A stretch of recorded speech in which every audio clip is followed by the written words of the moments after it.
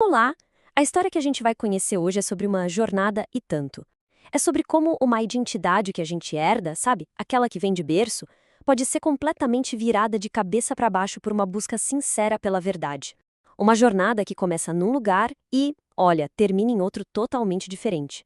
E o nosso ponto de partida é essa frase aí, forte, né? Sou muçulmano, graças a Allah. Quem escreveu isso foi um jovem universitário, Nizam Omar, lá em 1970. Mas, como a gente vai ver, essa convicção toda era só o começo de uma história que ninguém, nem ele mesmo, poderia imaginar. E você pode se perguntar, de onde veio esse relato? Bom, ele foi compartilhado num encontro online de um grupo chamado Amizade Verdadeira, ou Havruta Diária.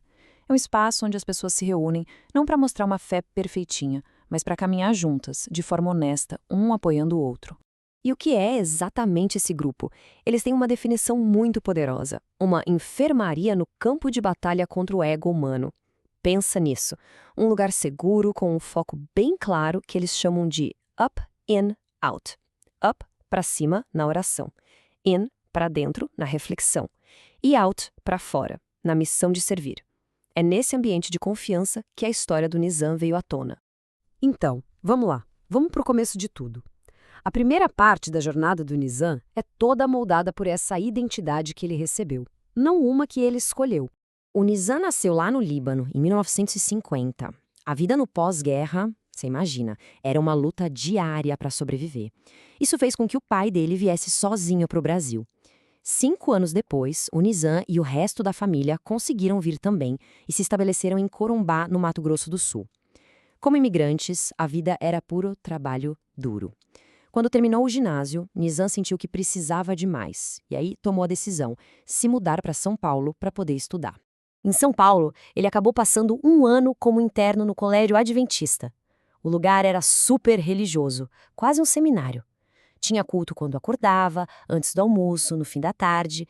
Ele estava completamente mergulhado em rituais, regras, dividindo o quarto com gente que ia ser pastor, era religião por todo canto. E aqui vem o ponto mais curioso de todos. Apesar de toda essa imersão, o Nizam conta que, de forma bem irônica, a palavra de Deus, aquela que transforma, que fala com a gente, nunca foi apresentada a ele de verdade. A Bíblia até aparecia, mas mais como uma fonte de curiosidades ou para apontar erros, e não para revelar uma verdade viva. E isso nos leva para a fase seguinte. Longe daquele colégio, Nizam entra numa das faculdades de engenharia mais difíceis do país. E é ali que a verdadeira batalha começa. Não mais com rituais, mas com a palavra em si. Em 1971, lá no ITA, o Instituto Tecnológico de Aeronáutica, tudo mudou. Um dos colegas de apartamento dele, o Carlos, chegou um dia com uma Bíblia na mão e disse que tinha aceitado Jesus. De repente, Jesus Cristo deixou de ser só uma figura histórica e passou a ser o assunto do dia a dia ali dentro de casa. E aqui tem um detalhe fascinante: a motivação do Nizam. Ele não começou a ler a Bíblia para buscar alguma verdade. Que nada. Pelo contrário. Com uma certa arrogância, como ele mesmo conta, o objetivo dele era ler para provar que era tudo uma grande bobagem. Só que o tiro saiu pela culatra. Ele acabou mergulhado numa batalha não só intelectual, mas espiritual que durou 6 meses. E foi aí que ele começou a perceber que existe sim um mundo espiritual e uma oferta de salvação em Jesus. Essa batalha interna de 6 meses estava prestes a ter um desfecho. E um desfecho totalmente inesperado, num lugar onde ele nem planejava estar.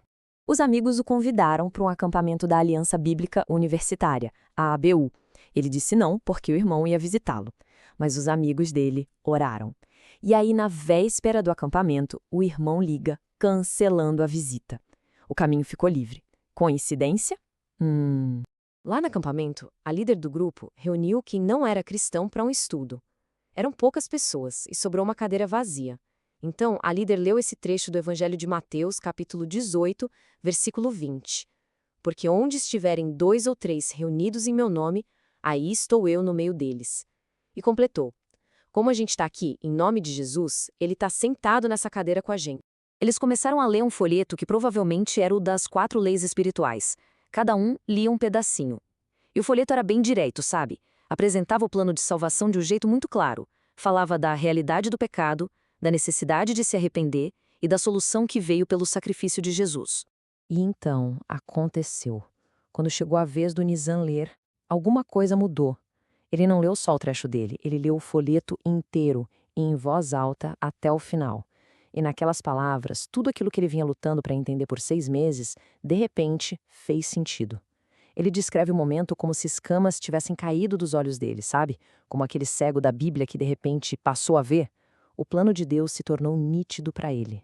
Aquele momento de clareza total levou a uma decisão. Uma decisão que não foi simples nem fácil. Pelo contrário, foi algo profundo e com consequências muito reais. E foi ali, naquele instante, no dia 21 de abril de 1972, que Nizam Omar aceitou Jesus como seu Senhor e Salvador, uma data que virou o marco zero da nova vida dele. Aquela decisão tinha um peso enorme, e ele sabia disso. Vindo de uma família muçulmana, ele tinha noção das consequências sérias que aquela conversão poderia trazer. Mas ele entendeu uma coisa crucial. A escolha não era sobre trocar de igreja ou de religião. Era uma decisão estritamente pessoal, um pacto entre ele e Deus. Olhando para trás hoje, o Nizam cita as palavras do apóstolo Paulo na carta aos Romanos, capítulo 8, versículo 28. Ele consegue ver a mão de Deus em cada detalhe, desde a decisão dos pais de saírem do Líbano até a visita cancelada do irmão. Ele entende que tudo, absolutamente tudo, cooperou para levá-lo àquele encontro. E isso nos traz de volta ao começo de tudo, a comunidade. Como que uma jornada tão pessoal, tão única, se conecta com o poder daquele grupo onde ela foi compartilhada. A história do Nizam é a razão de existir de um grupo como Amizade Verdadeira. Cada pessoa carrega uma expressão viva dessa caminhada com Deus. E compartilhar essas histórias não é só contar um caso, é um jeito de fortalecer, de encorajar e de inspirar todo mundo que está junto nessa fé. Isso tudo nos deixa com uma reflexão final.